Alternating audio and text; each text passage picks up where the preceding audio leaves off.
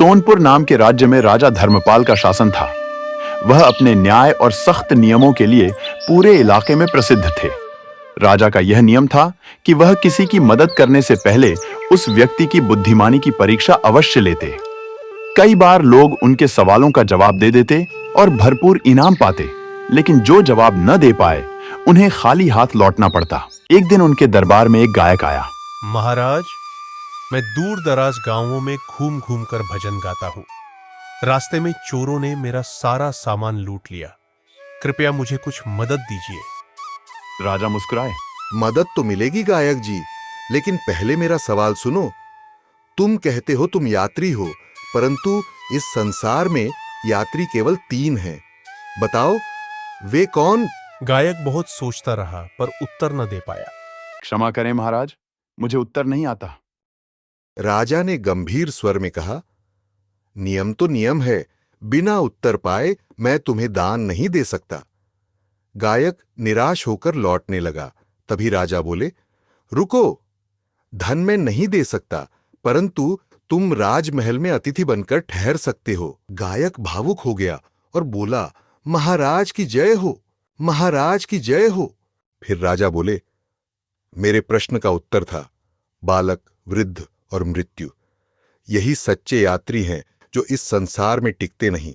उसी राज्य में रामानंद नाम का एक बुजुर्ग ब्राह्मण अपने 2 बेटों और पत्नी के साथ रहता था। एक दिन वह बहुत चिंतित बैठा था। पत्नी ने पूछा, क्या हुआ, इतने उदास क्यों हो? रामानंद बोले, हमारी बेटी सावित्री की शादी निकट है, लेकिन मेरे पास धन नहीं। पत्नी बोली, चिंता मत कीजिए, महाराज धर्मपाल बहुत दानवीर हैं, आप उनसे मदद मांगिए, परंतु उनका नियम तो तुम जानती हो।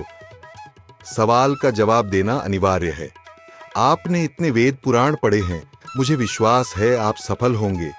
बेटों को भी साथ ले जाइए।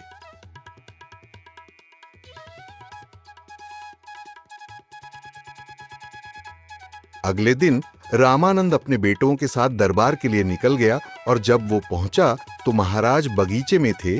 रामानंद बोला, महाराज, मेरी बेटी का विवाह है, कृपया कुछ धन दीजिए। राजा ने कहा, अवश्य, लेकिन पहले एक कहानी पूरी करनी होगी। रामानंद बोला, कैसी कहानी महाराज?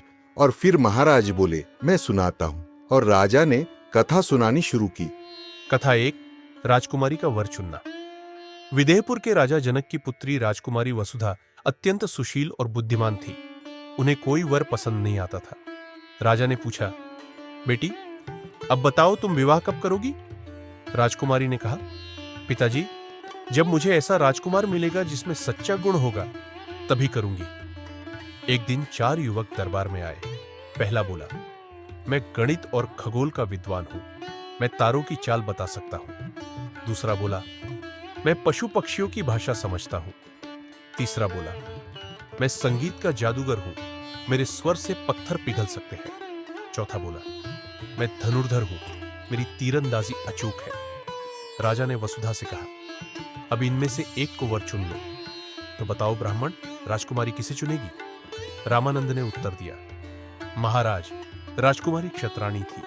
उसने चौथे युवक धनुर्धर को चुना, क्योंकि उसके लिए सबसे बड़ा गुण साहस और शौर्य था। राजा मुस्कुराए, सही उत्तर। कथा 2, किसान और चतुराई। राजा ने अब रामानंद के बड़े बेटे से कहा, अब तुम्हारी बारी है, ध्यान से सुनो। पुष्कर नाम का एक किसान था। उसकी मां बीमार पड़ गई। डॉक्टर ने कहा, इन्हें शहर ले जाओ, पर कम से कम 10,000 रुपए चाहिए। किसान गरीब था, इसलिए वह सेठ हरिदास के पास गया। सेठ बोला, ठीक है, मैं पैसे दूंगा, लेकिन शर्त यह है कि तुम मुझे एक कागज में सागर और दूसरे में आकाश लाकर दो, तभी मदद करूंगा। अब बताओ, किसान ये कैसे करेगा? रामानंद का बेटा बोला, महाराज, किसान ने चतुराई से एक कागज में पानी की बूंदें डाल दी और कहा, यही सागर है।